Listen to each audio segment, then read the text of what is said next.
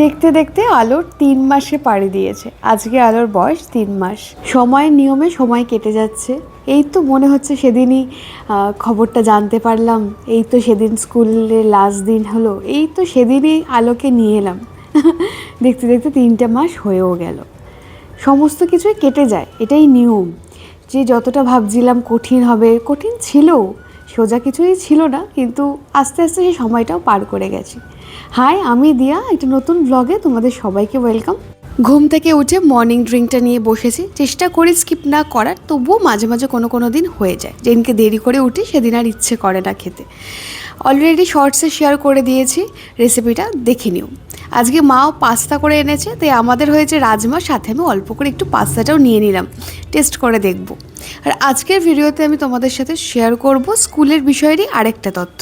অনেকগুলো প্রশ্নই করেছিলে তোমরা, আর আমি বলেছিলাম পরপর ভিডিওগুলোতে একটা একটা করে প্রশ্নের উত্তর দেব, যাতে জগা খিচুড়ি না হয়ে যায়। সত্যি কথা এটা। তো আজকের ভিডিওতে আমি শেয়ার করতে চলেছি কিভাবে স্পোকেন পাওয়ারটা বাড়াবে। এইটা নিয়ে তোমাদের সবার বহু প্রশ্ন ছিল, তো কোয়ারিজও বলতে পারি। তো সেটাই আজকের ভিডিওতে আমি শেয়ার করছি। তবে তার আগে আরেকটা প্রশ্ন আমার কাছে এসছে, সেটা আমি একটু ছোট করে বলে নিই। অনেকে আমাকে জিজ্ঞাসা করেছো যে এমএসসি করা আছে, বিএড করা নেই, সেক্ষেত্রে কি প্রাইভেট স্কুলে আমি অ্যাপ্লাই করতে পারবো? আবার অনেকে জিজ্ঞাসা করেছো যে সিটেট কি ম্যান্ডেটরি প্রাইভেট স্কুলের জন্য? দুটো প্রশ্নের উত্তর আমি এই ভিডিওর মধ্যে দিয়ে দিচ্ছি, আলাদা করে ভিডিও আমি এটার জন্য করব না। প্রথমত, এখন টেটও ম্যান্ডেটরি হয়ে গেছে স্টেটে। তো সিটেটটা আস্তে আস্তে, এখনও সব প্রাইভেট স্কুলে ম্যান্ডেটরি না হলেও ভবিষ্যতে হয়ে যাবে। আর সিটের যেহেতু এককালীন একটা এক্সাম, তাই একবার দিয়ে দিলে সে লাইফ টাইমের জন্য ভ্যালিড। তাই চেষ্টা করবে সিটেটটা দিয়ে নেওয়ার, যদি প্রাইভেট স্কুলে জব করার জন্যই তোমরা অ্যাপ্রোচ করছো।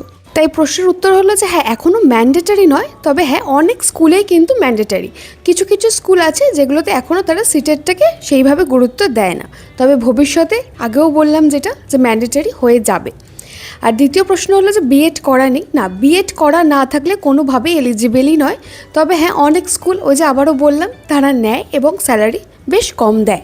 আর এখানে আমি নিজেকে বলবো এই প্রশ্নটা করতে। ধরো একটা জবের জন্য যাচ্ছ, যে জবের জন্য একজন অলরেডি একটা কোর্স করে রেখেছে, সেখানে তোমাকে বেশি প্রাধান্য দেওয়া হবে নাকি যে সেই জবটার জন্যই স্পেশালি একটা কোর্স করে রেখেছে বা একটা ট্রেনিং নিয়ে রেখেছে তাকে প্রাধান্য দেওয়া হবে?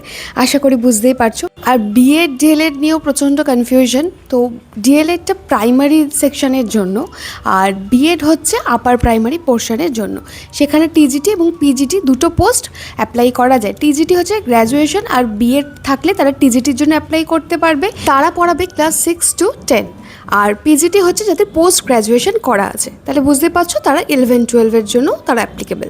তো এই গেল আসল বিষয়, আশা করছি বুঝতে পেরে গেছো। এবার বলি, শুরুতে যে প্রশ্নের উত্তরটা দেবো বলেছিলাম, যে ইংলিশে কীভাবে ফ্লুয়েন্সি বাড়াবে। দেখো, আমিও বাংলা মিডিয়াম থেকেই পড়েছি, যেটা সত্যি কথা, সেটা বলতে কোনো লজ্জা নেই। এটা একটা ভাষা, তো ভাষা বলতে পারা না পারা নিয়েও কোনো লজ্জার কোনো বিষয় নেই। আর সত্যি বলতে আমি কোনোদিনও স্পোকেন ইংলিশ ক্লাস করিনি, তাই জানি না যে ওইটা সত্যি সত্যি কোনো উপকারে আসে কি না। যদি তোমাদের মধ্যে থেকে কেউ করে থাকো, আমাকে কমেন্ট সেকশনে অবশ্যই জানাবে, তাহলে আমারও অনেকটা উপকার হয়। দেখো, আমিও যেহেতু বাংলা মিডিয়াম থেকে পড়েছি, এবং ভাষা শেখে মানুষ কীভাবে, আশেপাশে শুনে শুনে। তাই আমাদের আশেপাশে যে ভাষায় বেশি কথা হবে, সেই ভাষায় আমরা আস্তে আস্তে শিখে যাব। তো বাংলা মিডিয়ামে যেটা হয়ে থাকে, যে ইংলিশে তো খুব একটা কোনো কথা হয় না, তাই আমাদের সবার একটা ভীতি থাকে ইংলিশ কথা বলা নিয়ে। তবে আমি যেহেতু কোনোদিনই কোনো রকম কোর্স করিনি বা বাইরে থেকে কখনো শিখিনি, আমারও এটা ভীষণ ভয়ের একটা জায়গা ছিল। কারণ আমিও অনেক সময় হয়েছে কাউন্টার অ্যাটাক নিতে পারতাম না, মানে কি বলবো, হট করে হকচকিয়ে যেতাম। তো সেক্ষেত্রে বলতে পারো টিটু আমাকে অনেক হেল্প করেছে। টিটুর সাথে আমি অনেক সময় হয়েছে ইংলিশ আমি শিখেছি ওর থেকে, কারণ ও ইংলিশ মিডিয়ামের স্টুডেন্ট এবং ওর ইংলিশটা বেশ ভালো আমার থেকে, বলতে কোনো অসুবিধা নেই। কাউর তো কোনো বিষয় ভালো হবেই, তাই না? তো সেরকমই। তাছাড়া আর আমি যখন পড়তাম, আমি সবসময় চেষ্টা করতাম সামনের কাউকে পড়াচ্ছি এইভাবে পড়ার, মানে ধরে নিচ্ছি সামনে কেউ বসে আছে, তাকে আমি কীভাবে বোঝাবো। তো ওই প্র্যাকটিস, সব কিছুই অভ্যাস, জানো তো, আর সব কিছু অধ্যাবসায়। তাই তুমি যত প্র্যাকটিস করবে তত তুমি শিখবে। তাই এর কোনো বিকল্প নেই যে কিভাবে শিখে যাবো, কোনো ট্যাবলেটকে শিখে যাবো, সেটা তো পসিবল না। তাই তোমাকে এর পেছনে সময় দিতে হবে। আয়নার সামনে দাঁড়াও, একটা চ্যাপ্টার ফার্স্টে ধরো তুমি পড়ে নিলে, পড়ে তুমি কিভাবে পড়াবে, পড়ে নেওয়া এক জিনিস, তার উত্তর লেখা এক জিনিস, আর কাউকে বোঝানো সম্পূর্ণ কিন্তু আলাদা জিনিস। তাই তুমি একটা জিনিস বুঝে গেছো, কিন্তু কিভাবে বোঝাবে আরেকজনকে, কতটা সরলীকরণ করে তুমি বোঝাতে পারো, যত সহজ করে বোঝাতে পারবে রিয়েল এক্সাম্পল দিয়ে, সেটাই কিন্তু আসল টিচারের কাজ। তো সেই উদাহরণগুলো ফার্স্টে খাতায় লিখে নাও যে তুমি কীভাবে বোঝাবে। এবার আয়নার সামনে দাঁড়িয়ে স্পেসিফিক কিছু ওয়ার্ডস বা কিছু সেন্টেন্স বানিয়ে বানিয়ে তুমি সেটা ইংলিশে বোঝাও, আয়নার সামনে দাঁড়িয়েই করো। আর পড়বেও ইংলিশ বই থেকে, মানে এমনটা নয় যে আমি ওয়েস্ট বেঙ্গল বোর্ডের বই পড়ছি ওখান থেকে নোটস করলাম, করে এবার আয়নার সামনে দাঁড়িয়ে ইংলিশে বলতে শুরু করলাম, না, হবে না। পড়বেও ইংলিশ বই থেকেই, তাহলেই পড়াতে পারবে ইংলিশে। মনে আছে নিশ্চয়ই, আগের একটা ভিডিও বলেছিলাম বিএডের সময়টা আমি চোখ কান বুঝে পড়েছি। কি পড়েছি? এই এনসিইআরটি পড়েছি। প্রচুর এনসিইআরটি আমার কাছে আছে, মানে প্রত্যেকটা ক্লাসেরই এনসিইআরটি বই আমার কাছে আছে, সেগুলো আমি থরলি পড়তাম, রিডিং পড়তাম। তো সেটা আমাকে হেল্প করেছে। আরও একটা জিনিস হেল্প করেছে, সেটা অস্বীকার করার নয়, আমি যে প্রথম স্কুলে পড়াতাম সেটা ছিল ওয়েস্ট বেঙ্গল বোর্ডের ইংলিশ মিডিয়াম, যার জন্য সেখানে আমি অনেকটাই বাইলিঙ্গুয়াল পড়াতে পারতাম। তো ওইটা বলতে পারো আমার কাছে একটা প্র্যাকটিসের জায়গা হয়ে গিয়েছিল। তো তোমরা যারা ভয় পাচ্ছ, তো শুরুতে যদি অতটাও মানে সাহস করে না উঠতে পারছো মনে হচ্ছে, তো সেই ক্ষেত্রে বেঙ্গলি মিডিয়ামের যে ইংলিশ ভার্সানগুলো আছে, যেই স্কুলগুলো ওয়েস্ট বেঙ্গল বোর্ডের, সেখানে ট্রাই করে দেখতে পারো নিজের ইংলিশটাকে ভালো করার জন্য। এটা একটা আমি অপশন দিয়ে রাখলাম, বা তোমরা তোমাদের মতন চুজ করে নেবে। আচ্ছা, আশা করি তোমাদের সবার প্রশ্নের উত্তর দিতে পেরেছি, বাকি এগুলো পরের ভিডিওর জন্য তোলা থাক। আজকের ভিডিওয় ফিরে আসি মূল গল্পে। আজকে আলোর 3 মাস হয়েছে, তো একটু বেরিয়েছি টিটু কাজ থেকে ফেরার পথে, ওর জন্য একটা ছোট্ট কেক কিনেছি, একটু খেলনা কিনবো, আর টুকিটাকি কিছু কাজও আছে। মাঝে মাঝে এইটুকু বেরোলে বেশ ভালো লাগে। এই যে দেখো, এই খরগোশটা কিনেছি, এত মজা লেগেছে আমারই, মানে ওর ছোটোবেলাটা ও যতটা এনজয় করবে অবশ্যই পরে, আমি আরও বেশি করে আমার মেয়েবেলাটাকে উপভোগ করছি। ইভেন টিটু তো বলেই ফেললো গিফটগুলো কি আলোর নাকি আলোর মার। চলো কী কী কিনেছি দেখাই। ছোট্ট একটা এই পুতুল কিনেছি, ওর নাম দিয়েছি পুটু। আর ও যে ব্লু কালারের যেটা সফটওয়্যারটা দেখছো, ওর নাম দিয়েছি খাসখাস। আর গরম তো পড়েই গেল, তাই ঘরে পরা 3টে ওর জামাও নিয়ে এসেছি।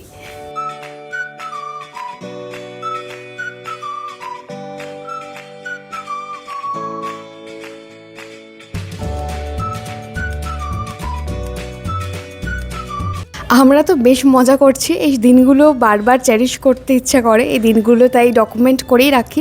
ওই যে একটা বই গিফট পেয়েছিলাম না, আমার শৈশব, ভেবেছি আলোর ছবিগুলো এবার একটু বের করে ওর মধ্যে লাগাবো।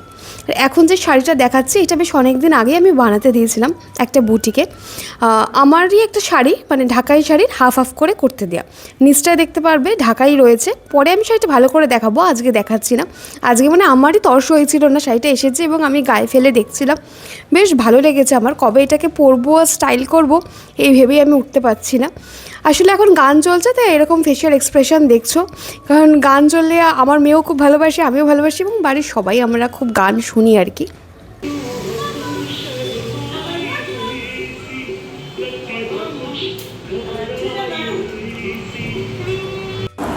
অলরাইট, 2 দিন ধরে ভিডিও শর্টস কিছুই যায়নি। শর্টস বোধহয় 3 দিন যায়নি।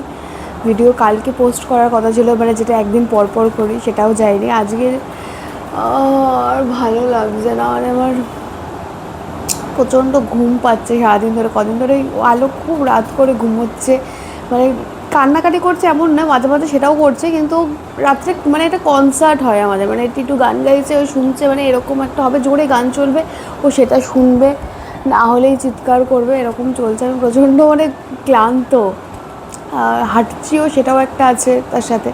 2 দিন ধরে হাঁটাটা শুরু করেছি, আজকে যদিও হলো না, বিকেলে বেরিয়েছিলাম বলে। একসাথে এত কিছু না হয় না, মাঝে মাঝে কিছু মিস যায়, ঠিক আছে।